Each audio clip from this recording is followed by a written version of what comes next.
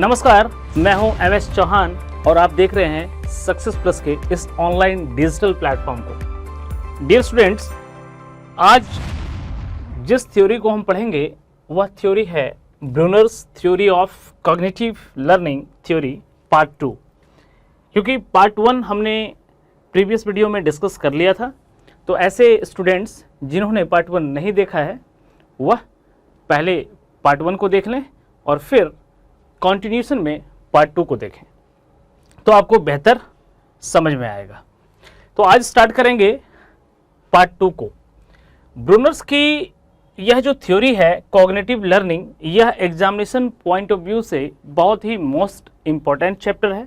और अगर आप CTET, UPTET, REET, STET, DSSB, KBS, NVS किसी भी टीचिंग रिलेटेड एग्जामिनेशन की प्रिपरेशन में हैं तो आपके लिए यह वीडियो बहुत ही महत्वपूर्ण होने वाला है। तो चलिए स्टार्ट करते हैं। ये देख पा रहे होंगे आप कि स्टेजेस ऑफ डेवलपमेंट, हमने आपको बताया था कि जो स्टेजेस ऑफ डेवलपमेंट है वह ब्रूनर्स की थ्योरी में इसके 3 स्टेज दिए गए हैं। पहला जो स्टेज है वह है इन्फेंसी, और इन्फेंसी स्टेज जो होता है अकॉर्डिंग टू ब्रूनर उसे इन्होंने एक्शन बेस्ड माना है। यानी यहाँ पर जो बच्चा है वह क्रिया करके ही सीखेगा। क्रिया से मतलब है कि ज़्यादातर यहाँ पर बच्चा जो है वह मोटर स्किल को यूज करता है ना। मोटर डेवलपमेंट के थ्रू बच्चा यहाँ पर सीखता है। अब मोटर डेवलपमेंट में भी बच्चा ग्रॉस मोटर और फाइन मोटर, ठीक है, ग्रॉस मोटर और फाइन मोटर मूवमेंट करके एक्शन बेस्ड चीज़ों को सीखता है। जैसे यहाँ पर बेसिकली अगर बच्चों को सीखना होगा तो इस इन्फेंसी स्टेज में बच्चे क्रियात्मक तरीके से, है ना, कुछ एक्शन करके ही सीखते हैं, है ना। इसलिए यह जो पार्ट है, यह नीचे वाला जो पार्ट है, इसको एक्शन मोड कहते हैं। और इसी एक्शन मोड को जो नाम दिया गया है वह बेसिकली क्या है, यह वाला देखें तो यह एन एक्टिव मोड है ना, इसलिए एक्शन बेस्ड इसको कहा गया है। दूसरा जो है वह है इमेज बेस्ड, है ना, इमेज बेस्ड। तो अगर आप देखें इमेज बेस्ड की अगर बात करें तो यहाँ पर यह अर्ली चाइल्डहुड में होता है, अर्ली चाइल्डहुड में होता है। और यहाँ पर बच्चे पिक्चर्स के माध्यम से, इमेजेस के माध्यम से चीज़ों को सीखते हैं। क्लियर है? किसमें? सेकंड में। जैसे कि अगर आप देखें तो यहाँ पर जो सबसे पहला जो होता है क्या होता है, इनएक्टिव होता है। इनएक्टिव के बाद क्या होता है, आइकॉनिक और फिर सिंबॉलिक। तो यहाँ पर अगर आप देखें तो इस वाले यानी इसके बाद ये चूंकि एक्शन बेस्ड हो गया, इसी को एक्शन बेस्ड कहा गया इसको, और दूसरे वाले को क्या कहा गया, आइकॉनिक। तो ये जो आइकॉनिक होगा वह इमेज बेस्ड पे होगा। क्या होगा? आइकॉनिक वाला जो स्टेज होगा उसका बेस क्या होगा, लर्निंग का इमेज बेस होगा, ठीक है। और ये अर्ली चाइल्डहुड का स्टेज होता है, इसलिए इसको 0 से 2 में एक्शन बेस्ड और फिर 2 से 7 में जो है यह आइकॉनिक बेस, और 7+ ऑनवर्ड यानी यहाँ पर 7 से ऊपर साल के बच्चों को यह लैंग्वेज बेस्ड लर्निंग पे फोकस किया जाता है। ये अर्ली यूथ में आएगा, ठीक है। और यह जो बेस होता है यह लैंग्वेज के माध्यम से बच्चे सीखते हैं।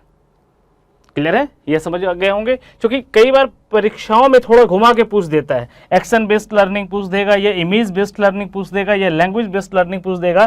तो एक्शन बेस्ड लर्निंग अगर पूछता है तो आपको हमेशा से जवाब रखना है कि यह किस स्टेज में होगा, इन्फेंसी में होगा, और अकॉर्डिंग टू ब्रूनर ये कौन सा स्टेज है, इनएक्टिव स्टेज है। अगर इमेज बेस्ड पूछता है तो यह क्या होगा, इमेज बेस्ड अर्ली चाइल्डहुड का पार्ट है, और अकॉर्डिंग टू ब्रूनर यह आइकॉनिक स्टेज के बारे में आपको बताना है। और तीसरा जो है, जो लैंग्वेज बेस्ड लर्निंग है, यह बेसिकली किसका, अर्ली यूथ का पार्ट है, और लैंग्वेज बेस्ड सीखता है। और यह किसका पार्ट है, आपने देखा होगा, यह जो पार्ट है वह किसका है, यह पार्ट हो जाएगा सिंबॉलिक का, ठीक है। तो ये तीनों स्टेज आपको याद रखना है। क्लियर है? तो यहाँ पर हमने यह देखा कि इस 3 स्टेजेस का संबंध लर्निंग के हिसाब से किस किस के साथ अटैच्ड है। चलिए अब यहाँ पर देखें कि इनएक्टिव, आइकॉनिक और सिंबॉलिक, यही चीज़ अभी हमने डिस्कस किया। तो इनएक्टिव में आपने देखा कि डायरेक्ट एक्सपीरियंस यानी बच्चा यहाँ पे खुद करके सीखता है। उसके आप देखेंगे या तो वह बेसिकली किसी चीज़ को सीखने के लिए स्वयं का अनुभव यहाँ काम आता है ना, स्वयं अनुभव लेकर के सीखता है। जैसे अगर बच्चा यहाँ चलना, दौड़ना, कूदना या फिर साइकिल चलाना, ये सारी एक्टिविटीज करके सीख रहा है, यानी वो डायरेक्ट एक्सपीरियंस ले रहा है, वह कॉन्क्रीट एक्टिविटीज कर रहा है। यानी ब्लॉक्स वगैरह भी आपने देखा होगा कि ब्लॉक्स अगर बच्चों को दे दें तो बच्चे ब्लॉक्स जोड़ करके सीखते हैं, बच्चे ब्लॉक्स जोड़ करके सीखते हैं, यानी एक्शन बेस्ड लर्निंग होता है कौन सा, एनएक्टिव स्टेज। दूसरा आइकॉनिक स्टेज है, यहाँ पे थोड़ा विजुअलाइज तरीके से सीखता है, एक विजुअलाइज तरीका, यानी बच्चा जिस चीज को देखा है उसका एक उसके मस्तिष्क में एक इमेज क्रिएट हो जाता है। जैसे अगर हम आपको भी बोलें, अगर हम कोई भी शब्द बोलते हैं, जैसे अगर हमने आपको बोला ताजमहल, तो ताजमहल अगर आपने देखा होगा तो ताजमहल शब्द बोलते ही, है ना, यह शब्द बोलते ही वह बेसिकली उसका जो विजुअलाइजेशन है, उस ताजमहल का जो पिक्चर है आपके मन में, वो क्या हो जाता है, एक प्रतिबिंब के रूप में उभर कर आता है ना। तो बच्चा बेसिकली सबसे पहले स्वयं के अनुभव से सीखता है, दूसरा वह पिक्चर्स के माध्यम से चीजों को सीखता है। आपने देखा होगा कि अर्ली चाइल्डहुड स्टेज में या आइकॉनिक स्टेज में बच्चा किताबों में, है ना, हम उसको जब देते हैं तो फ्रूट्स के बहुत सारे पिक्चर्स होते हैं, जहाँ पे ग्रीन वेजिटेबल्स के पिक्चर होते हैं, एनिमल्स के पिक्चर होते हैं, उन पिक्चर्स को देख करके बच्चा सीखता है, यस या नो। और जो तीसरा स्टेज होता है वह सिंबॉलिक स्टेज है, और सिंबॉलिक स्टेज में बच्चा बेसिकली एब्स्ट्रैक्टली सीखता है ना, लैंग्वेज के माध्यम से। जैसे अगर हम बच्चे को बोलें 2 + 2 = 4, तो यहाँ पर बच्चा ये क्या है, लैंग्वेज के माध्यम से, है ना, लैंग्वेज के माध्यम से 2 + 2 = 4। अब यहाँ पर बच्चे सिंबल को भी, है ना, इस सिंबल को भी, सिंबल प्लस का है, माइनस का है, मल्टीप्लाई का है, डिवीजन का है, इस सिंबल को भी लॉजिकली भी उसको वह बेसिकली क्या करता है, लॉजिकली इसको इस्तेमाल करना सीख जाता है। यानी यहाँ सिंबॉलिक बेस्ड जो लर्निंग का है वो सीखने का, वो एब्स्ट्रैक्टली सीख सकता है, एब्स्ट्रैक्टली सीख सकता है। तो हम कह सकते हैं भाई कि एनएक्टिव मोड में बेसिकली बच्चा डायरेक्ट एक्सपीरियंस से, आइकॉनिक में बेसिकली बच्चा विजुअल यानी इमेजेस के माध्यम से, और सिंबॉलिक में लैंग्वेज के माध्यम से सीखता है। क्लियर है यहाँ तक, कोई दिक्कत नहीं। चलिए अब लर्निंग मोड्स की अगर बात करें तो लर्निंग मोड्स में क्या है, लर्निंग मोड्स में अगर हम बात करें तो एनएक्टिव, यहाँ पर प्ले विथ अ बुक, एक एग्जांपल ले लिया, अगर बच्चे किताब से खेल रहे हैं तो वह उसका एनएक्टिव स्टेज हो सकता है। फिर उन किताब के अंदर के पिक्चर्स को देखना उसका आइकॉनिक स्टेज होगा, और उस किताब के अंदर चीज़ों को पढ़ना या उसके लैंग्वेज के माध्यम से कुछ सीखना वह उसका सिंबॉलिक स्टेज होगा। क्लियर है। लर्न थ्रू मूवमेंट और एक्शन, हमेशा याद रखिएगा जब भी आपसे प्रश्न पूछ दिया जाए लर्न थ्रू मूवमेंट और एक्शन, या ब्रूनर्स के किस स्टेज की बात कर रहा है, तो आपका जवाब क्या होना चाहिए, एनएक्टिव स्टेज। जब भी आपसे पूछा जाए learn through images, models and picture, तो आपका जवाब क्या होगा, आइकॉनिक स्टेज। जब भी पूछा जाए लर्न थ्रू एब्स्ट्रैक्ट सिंबल्स, आपका जवाब क्या होगा, सिंबॉलिक होगा। तो यहां से बार बार प्रश्न पूछे जाते हैं, इसलिए इसको भी आप एक बार देख लेंगे, ठीक है। चलिए अब एक छोटा सा पिक्चर बना दें कि 3 स्टेज की हमने बात की। एक हमने बात की एनएक्टिव स्टेज, दूसरा हमने बात किया आइकॉनिक स्टेज, और तीसरा हमने बात किया सिंबॉलिक स्टेज।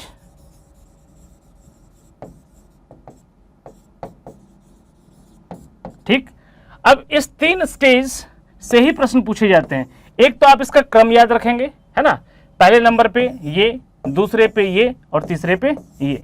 कई बार इनके जो नाम हैं वह एडिशनल नेम भी पूछ दिए जाते हैं, तो याद रखिएगा जो एनएक्टिव स्टेज है इसको किस नाम से जाना जाता है, इसको कॉन्क्रीट के नाम से भी जाना जाता है। किस नाम से, कॉन्क्रीट, कॉन्क्रीट स्टेज। जो दूसरा है हमारा आइकॉनिक, इसको पिक्टोरियल स्टेज के नाम से जाना जाता है, पिक्टोरियल स्टेज। और जो तीसरा है इसको एब्स्ट्रैक्ट स्टेज के नाम से जाना जाता है, एब्स्ट्रैक्ट स्टेज के नाम से जाना जाता है। तो कई बार यह भी नाम आपसे पूछ लिया जा सकता है ना, एनएक्टिव स्टेज का दूसरा नाम तो कॉन्क्रीट स्टेज, आइकॉनिक स्टेज का दूसरा नाम पिक्टोरियल स्टेज, सिंबॉलिक स्टेज का दूसरा नाम एब्स्ट्रैक्ट स्टेज। 0 से 2 यानी जन्म से 2 वर्ष तक ये हो जाएगा, 2 से 7 ये हो जाएगा, और 7+ यानी 7 साल, ये 7 साल से ऊपर जो स्टेज होता है उसको सिंबॉलिक स्टेज में हम रखते हैं, ठीक है ना। यहाँ पर सीखने का मोड क्या है, एनएक्टिव स्टेज में सीखने का मोड है मूवमेंट के द्वारा, एक्शन के द्वारा, यहाँ पर इमेजेस के थ्रू, पिक्चर्स के थ्रू, मॉडल्स के थ्रू, और यहाँ पे लैंग्वेज, सिंबल्स या वर्ड्स के थ्रू यहाँ पर सीखा जाता है। यस या नो, क्लियर है। चलिए अब नेक्स्ट आगे देखते हैं, वही स्टेजेस ऑफ डेवलपमेंट में आपको देखिए ये चीज़ें बताई गई थी, सिंबॉलिक यानी सिंबल्स, लेटर्स, मैथमेटिकल ऑपरेशन, सारा यहाँ से आ जाएगा, क्योंकि यह बेस जो सीखने का है वो क्या है, लैंग्वेजेस। ठीक है, दूसरा जो है आइकॉनिक में चार्ट, मूवीज, स्टिल पिक्चर, यानी यहां पर आ गया क्या, इमेजेस, जो बेस्ड ऑफ लर्निंग है। एनएक्टिव में देखिए फील्ड ट्रिप्स, एक्सपीरियंस, प्ले, ये यानी यहां पे आ गया क्या, एक्शन। ठीक है, ये बेस हो गया, इसको आप याद रखेंगे। ठीक है, अब देखिए एनएक्टिव स्टेज को 0 से 2 यानी जन्म से 2 वर्ष तक, this is the first stage, in this the child learns by doing some actions or playing or seeing the object. There is a direct manipulations of object without any internal representations of the object. यानी बच्चा प्रत्यक्ष रूप से चीजों को कर करके, चीजों से प्रत्यक्ष अनुभव लेकर के, चीजों के साथ खेल करके, चीजों को देख करके, छू करके, सूंघ करके, यहां पर चीजों को खुद डायरेक्ट टच में आकर के, डायरेक्ट ऑब्जर्व करके, है ना, डायरेक्ट उस चीजों के साथ खेल करके, मैनिपुलेट होकर के चीजों के साथ सीखता है, इसलिए इसको एनएक्टिव स्टेज कहते हैं। इसलिए इसकी जो लर्निंग होती है वो एक्शन बेस्ड होती है। चलिए, दूसरा आइकॉनिक है 2 से 7 वर्ष, this is where information is stored visually in the form of images. जैसे कि अगर बच्चे ने कॉन्क्रीटली, है ना, उसको मूर्त रूप से अगर एप्पल को देखा होगा या बेसिकली किसी ऐसी चीजों को देखा होगा, फिर उसको अगर किताबों में देखता है, उसको विजुअलाइज कर सकता है। अ मेंटल पिक्चर, है ना, इन द माइंड साइज, है ना, जो मन मस्तिष्क, जो मानसिक पटल पर जो इमेजेस उभर के आते हैं, वो इस स्टेज में बच्चा उसी से सीखता है। Child learns bye storing information in the form of pictures. इसीलिए बच्चों को जब आप देखेंगे अर्ली चाइल्डहुड की बात करें तो बहुत सारे ऐसे जितनी भी उनकी किताबें होती है वह विथ पिक्चर होता है, यानी शब्द पिक्चर के साथ एसोसिएट होता है, उसी से बच्चे सीखते हैं, है ना। अगर हम बच्चों को अ से आम अगर हम बताते हैं तो यहाँ पर आम का पिक्चर भी लगा होता है ना। क्लियर है। चलिए अगला है सिंबॉलिक 7 ईयर्स ऑनवर्ड्स, यानी यह जो स्टेज है 7 वर्ष से ऊपर के लिए है।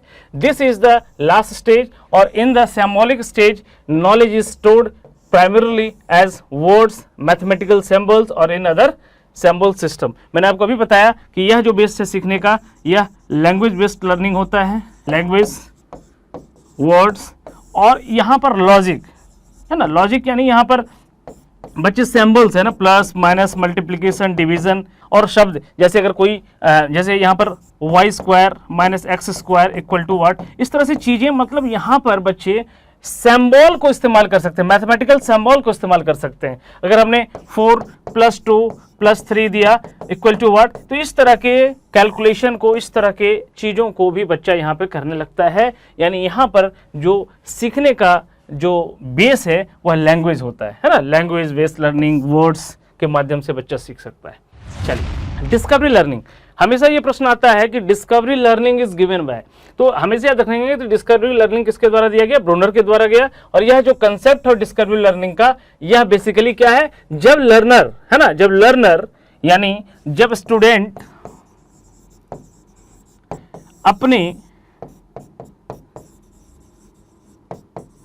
अपने नॉलेज को, जब स्टूडेंट अपने नॉलेज को खुद, है ना, सेल्फ कंस्ट्रक्ट करे, है ना, और जो बच्चे को नॉलेज मिलता है सेल्फ कंस्ट्रक्ट करने पे, वही क्या कहलाता है, डिस्कवरी लर्निंग कहलाता है। यानी यहां पर स्टूडेंट्स ने नॉलेज को सेल्फ कंस्ट्रक्ट किया, स्वयं के द्वारा ज्ञान का निर्माण होना, यही कंस्ट्रक्टिविज्म का एक बेस मॉडल काम करता है। और यही चीज होता है कि जब बच्चा किसी चीज को खुद ढूंढ करके, किसी चीज को लर्निंग बाय डूइंग, किसी चीज को स्वयं करके, है ना, या किसी चीज को स्वयं अनुभव लेकर के सीखता है या करता है, कोई नई चीज सीखता है, तो उसे ही डिस्कवरी लर्निंग कहते हैं। ठीक है, discovery learning is given by Jerome Brunner.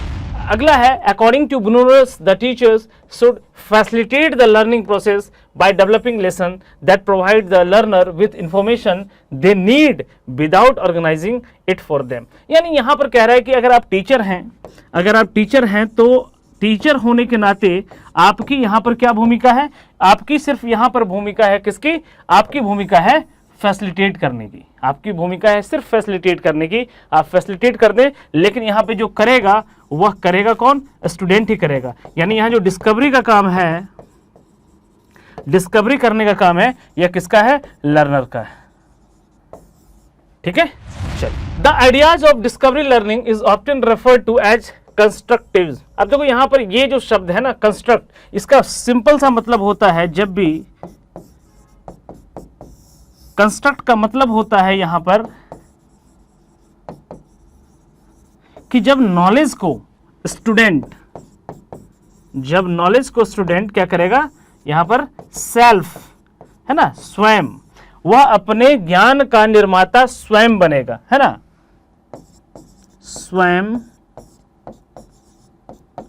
ज्ञान का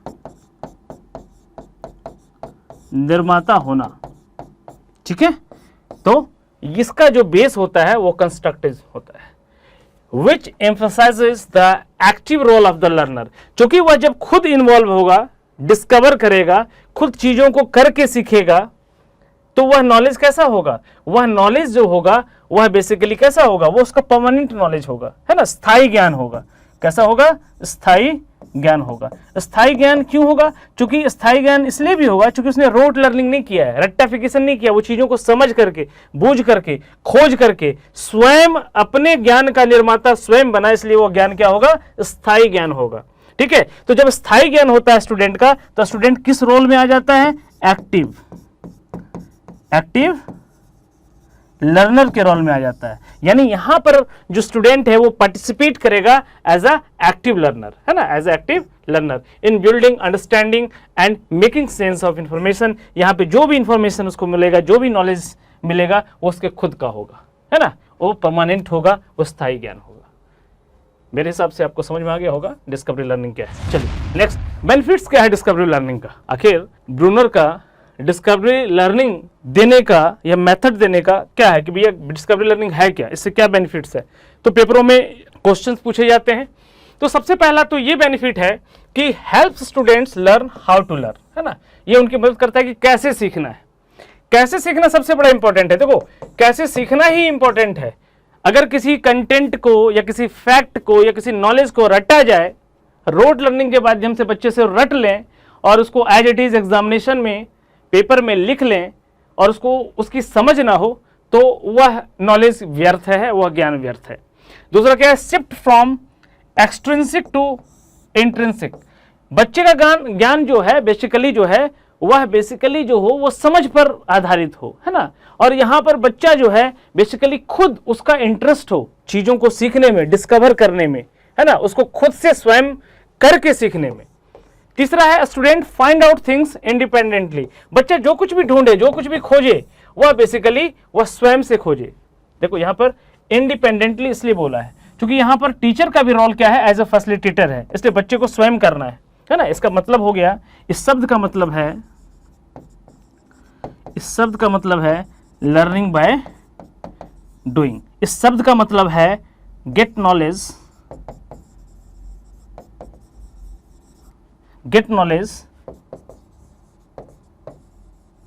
ऑन एक्सपीरियंस, है ना। यानी बच्चे यहां स्वयं के अनुभव से, स्वयं के ज्ञान से, स्वयं के खोज से, खुद करके चीजों को जो सीखते हैं उसी को कहते हैं इंडिपेंडेंटली, है ना। चौथा है development of creativity and problem solving skill. भाई ये क्रिएटिविटी या प्रॉब्लम सॉल्विंग स्किल भी बच्चों में तभी आएगी जब बच्चा खुद करके सीखेगा। समझ पा रहे हो आप? तो बहुत सारी चीजें एक दूसरे से जुड़ी हुई होती है। नेक्स्ट जो कंसेप्ट है स्पाइरल करिकुलम, यह भी बहुत बार पूछा गया है आपके एग्जामिनेशन में। क्या है ये स्पाइरल करिकुलम? सबसे पहले तो spiral curriculum is given by Bruners, ये याद रखेंगे। और Bruner is one of the view that the concept of stages of development should be used even to teach when teaching a new concept to an adult. This is possible through the concept of the spiral curriculum. अब इस spiral curriculum को हम समझते हैं easily. Spiral curriculum क्या है? यह basically process है सिंपल टू कॉम्प्लेक्स का, है ना। जब बच्चों को हम सरल से जटिल की ओर ले जाते हैं, है ना, जो लेवल है वो धीरे धीरे सब्जेक्ट का डिफिकल्टी लेवल बढ़ाना। पहले उसकी जो स्टार्ट है उसका जो लेवल पढ़ाया जाए वो कैसा पढ़ाया जाए, सिंप्लीफाइड लेवल पढ़ाया जाए, सरलतम रूप में पढ़ाया जाए, और फिर उसको बेसिकली समय समय पे रिवीजन करवाया जाए और धीरे धीरे करके उसके कॉम्प्लेक्स लेवल को बढ़ाया जाए, है ना, लेटर ऑन, बाद में। Therefore subject should be taught at levels of gradually increasing, gradually यानी क्या हो गया, धीरे धीरे, है ना, डिफिकल्टी लेवल को बढ़ाना है, एक बार नहीं बल्कि धीरे धीरे, ठीक है। इसी यही क्या है, स्पाइरल एनालॉजी है, ठीक है। इस एनालॉजी को समझ गए होंगे आप। अब देखो यहाँ पे स्पाइरल करिकुलम क्या है, तो स्पाइरल करिकुलम में यही है कि भैया यहाँ पर जो है बेसिकली अगर किसी कंटेंट को, न्यू कंटेंट को, यहाँ पे जो डिफिकल्टी लेवल है वह बेसिकली क्या करेंगे, धीरे धीरे बढ़ेगा, नीचे से ऊपर की ओर यह धीरे धीरे बढ़ेगा। यानी यहाँ पर आप सिंपल, यहाँ पे रखें रिवीजन और यहाँ पे रखें कॉम्प्लेक्स। किसी भी चीज को यहाँ पर सिंपल वे में स्टार्ट करें। जैसे आपने देखा होगा कोई भी चैप्टर, एनिमल एंड फूड की बात करें तो 6th में भी चैप्टर है एनिमल एंड फूड, 7th में भी चैप्टर है और 8th में भी चैप्टर है। लेकिन जो 6th लेवल का जो चैप्टर है एनिमल एंड फूड्स, उसका लेवल कुछ और है, 7th का लेवल कुछ और 8th का लेवल कुछ और है।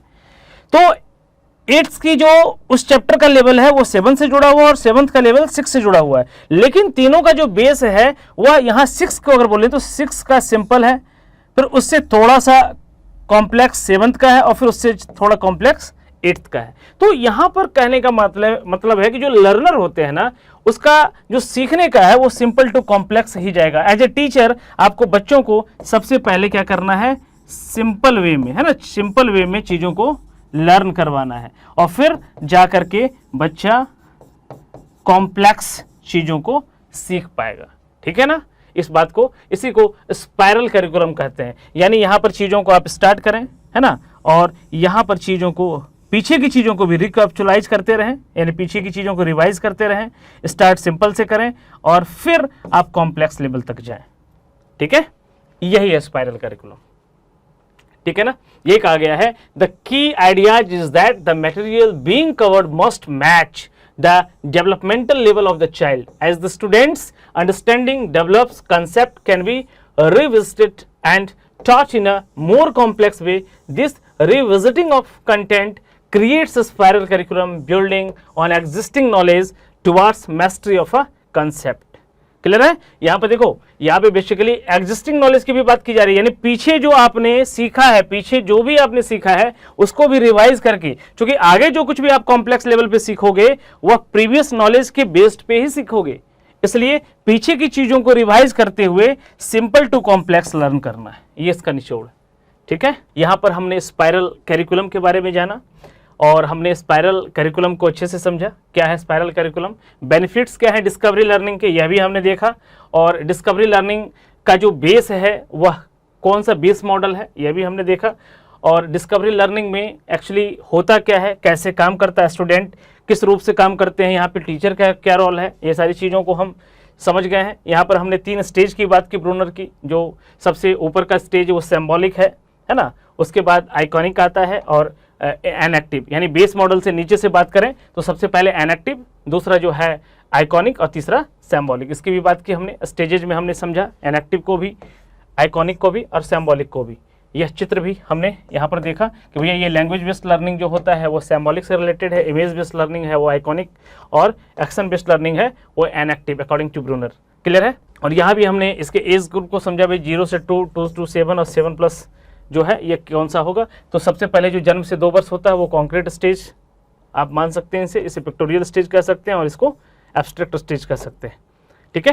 तो इस तरह से हमने लर्निंग मॉडल्स को भी समझा, स्टेज ऑफ डेवलपमेंट को भी समझा, और ब्रूनर्स का जो यह था जो लैंग्वेज, इमेज और एक्शन बेस्ड लर्निंग, इसे भी हमने ठीक प्रकार से कर लिया है। ब्रूनर्स की इस थ्योरी के बेस्ड जितने भी क्वेश्चंस हैं उस क्वेश्चंस को हम अगली वीडियो में करेंगे। इसी प्रकार की वीडियो को देखने के लिए हमारे साथ सक्सेस प्लस पर बने रहें। अपना ख्याल रखें, स्वस्थ रहें, मस्त रहें। मिलते हैं नेक्स्ट वीडियो में, तब तक के लिए जय हिंद, जय भारत।